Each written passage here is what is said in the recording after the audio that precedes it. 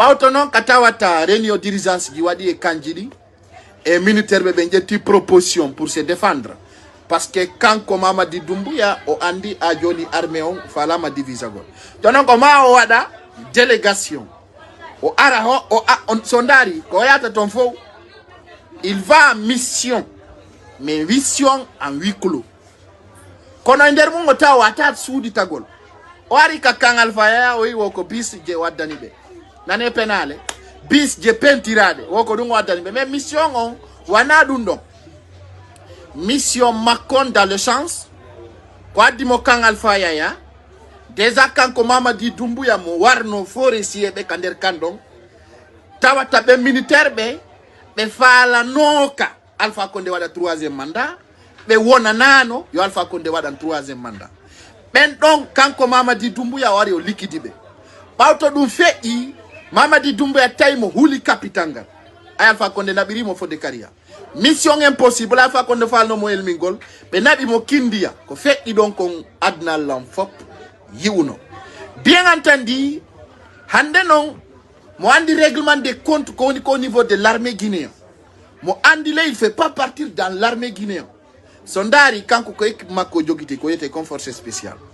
joni non o tawi ko honno o gerdata fi o wawu desudude bedo ko yo arutawo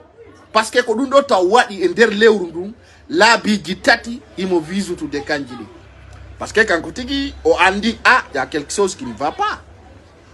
Il y a quelque chose qui ne va pas. Pose-toi des questions.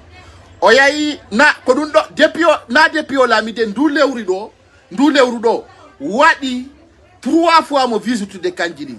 Pauto ka umpite do nyande go fewndo mi woni Conakry be inetebe Guinée News be annonce be wadu no annonce be inni kama kamboy il y a des militaires qui ont tiré avec yo ko manipulation de armes.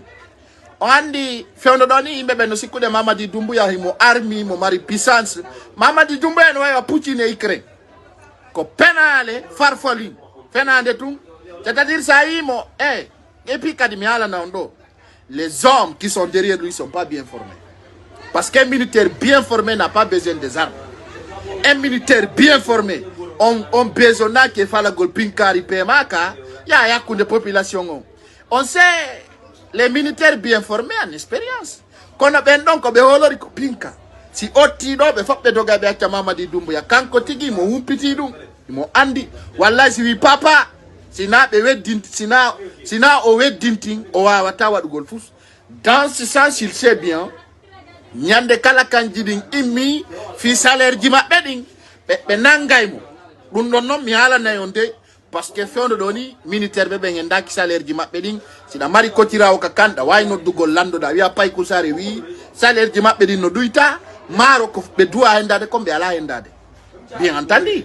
maro ko Mamadi Doumbouya no okay confise uma on yali mais kono woni sans o video do ko andi tingolon taw coup d'état no téléchargement o coup d'état wondo arde ko coup d'état tawaydo ono buri assise national forugol coup d'état tawdo militaire bébé famille Mamadi Doumbouya trahi. Déjà, c'est pas toute l'armée guinéenne qui a fait un coup d'état. L'armée guinéenne, il fait pas de coup d'état. Ça, tout le monde le sait. Maintenant,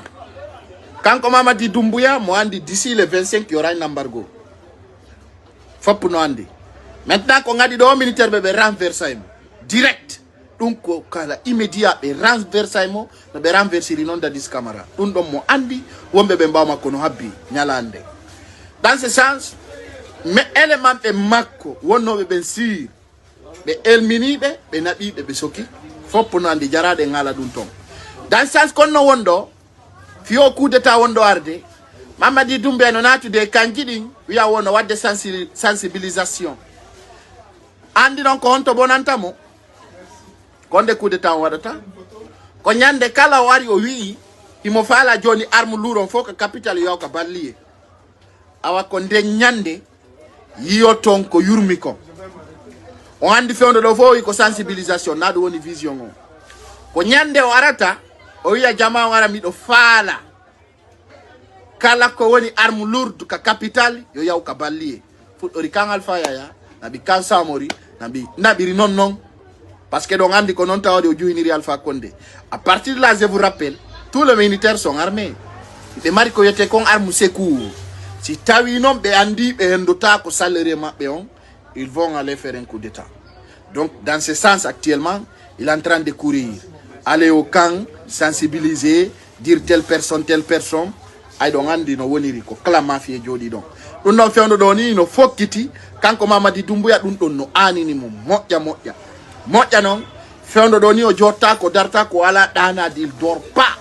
o ala dana de akena ko mapi fi ko dun do woni derulde konkonaki fewndo do ni himo nata ka kanji jemma nyalon mo andi nyande ko kadi mo wanno do video min ni on a force spéciale on attaque kanji buy ay mi wadi video be yalti be démenti si e be anduno le kadi ko réel be wanno